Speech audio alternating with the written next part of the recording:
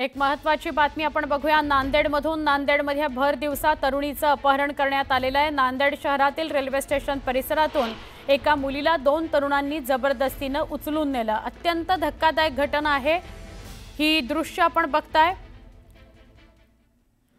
नांदेडच्या रेल्वे स्थानक परिसरात घडलेल्या या प्रकाराचा व्हिडिओ समोर आला। व्हिडिओमध्ये 2 तरुण एका मुलीला उचलून घेऊन जात असल्याचं स्पष्ट दिसतंय। हा व्हिडिओ व्हायरल झाल्यावर नांदेड पोलीस तात्काळ ॲक्शन मोडवर आले आणि थेट कारवाई करत पोलिसांनी या प्रकरणी तपासाची चक्र फिरवली। मुलीचा शोध लावला असून एकाला अटक सुद्धा झालेली आहे। पोलिसांकडून सध्या दुसऱ्या फरार आरोपीचा शोध सुरू आहे। दरम्यान त्या मुलीची आणि आरोपीची जुनी ओळख होती। ती मुलगी रेल्वे स्थानकातच राहते। आरोपी आणि त्या मुलीची जुनी ओळख आहे। यापूर्वी ते अनेक वेळा भेटलेले आहेत असं पोलीस तपासात समोर आलंय। पोलीस अधीक्षक अविनाश कुमार यांनी ही माहिती दिली। दरम्यान आरोपी त्या मुलीला भेटण्याकरता आला होता। यावेळी त्यांच्यात वाद झाला। मुलीसोबत वाद झाल्यानंतर आरोपीने आपल्या मित्राच्या मदतीने त्या मुलीला बळजबरीने दुचाकीवरून पळवून नेलं। पोलिसांना ही माहिती मिळताच पोलिसांनी तपासाची चक्र फिरवली आणि एका आरोपीला अटक केलेली आहे, तर दुसऱ्याची पण ओळख पटलेली आहे। या प्रकरणी गुन्हा दाखल करून कठोर कारवाई करणार असं पोलीस अधीक्षक अविनाश कुमार यांनी सांगितलेलं आहे। रेल्वे स्टेशन जवळची जे व्हिडिओ होती ते व्हायरल झाली।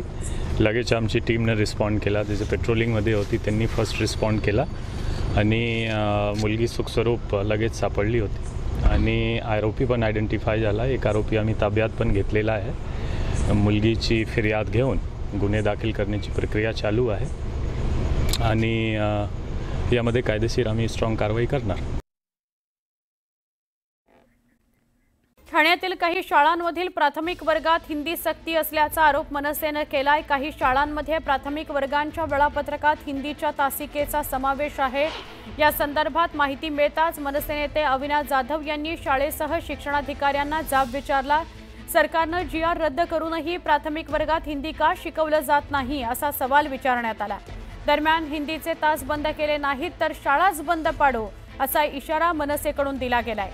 त्याचसोबत ज्या शाळांमधील 1ली ते 4थी या प्राथमिक वर्गात हिंदी भाषा शिकवली जात असेल त्या शाळांवर कडक कारवाईची मागणी मनसेने केली आहे।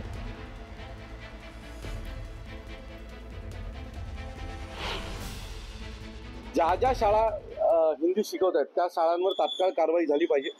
त्या शाळांचं असं मत आहे की जरी GR निघाला असेल तरी आम्हाला शिक्षण अधिकाऱ्यांचा कुठल्याही प्रकारचा असा GR आमच्याकडे आलेला नाही आहे आणि आमच्याकडे पुस्तकं देखील हिंदीची आलेली आहेत। त्याच्यामुळे जोपर्यंत आम्हाला शिक्षण अधिकाऱ्यांचा कुठलाही आदेश येत नाही तोपर्यंत आम्हाला हा तास रद्द करता येणार नाही। आम्ही आता शिक्षण अधिकाऱ्यांना भेटलेलो आहे। पुढच्या 24 तासाच्या आत ते तो GR काढणार आहेत आणि सर्व शाळांना तो GR जाणार आहे आणि त्याच्यानंतर हा तास रद्द होईल।